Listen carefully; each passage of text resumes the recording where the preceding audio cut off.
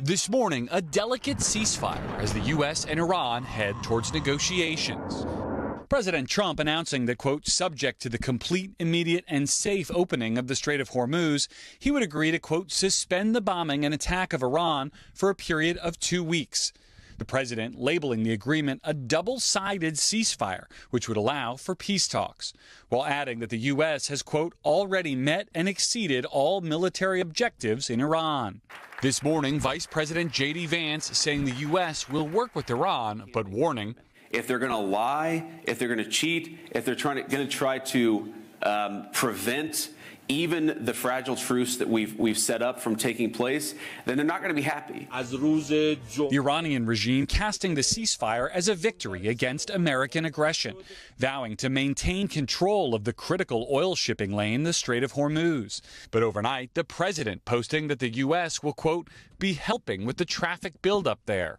The president also writing, quote, Iran can start the reconstruction process, adding the U.S. will be, quote, just hanging around in order to make sure everything goes well. All of it coming hours after the president leveled his most aggressive threat yet against Iran, posting a, quote, whole civilization will die tonight, never to be brought back again if Iran failed to strike a deal by 8 p.m. And I mean complete demolition.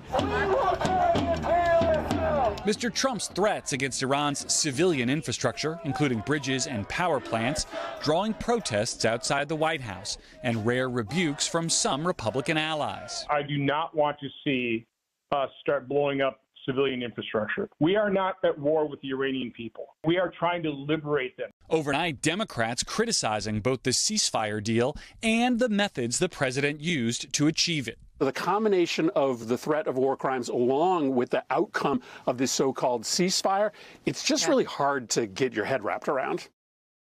All right, Garrett, so what are the next steps in these ceasefire talks? Well, Savannah, the action now shifts to Pakistan, which brokered this truce, which has invited representatives both from their neighbor, Iran, and the U.S. to meet in their capital on Friday for talks. The starting point for those talks appears to be this 10-point proposal from Iran, which President Trump has called, quote, workable.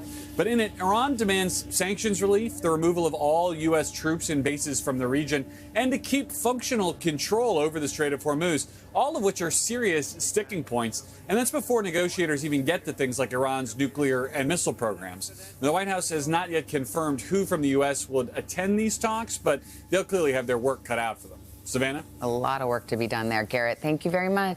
Hey, thanks for watching. And don't forget, you can catch the Today Show every morning on NBC or take Today when you're on the go. Just follow the Today podcast on Apple Podcasts, Spotify, or wherever you listen.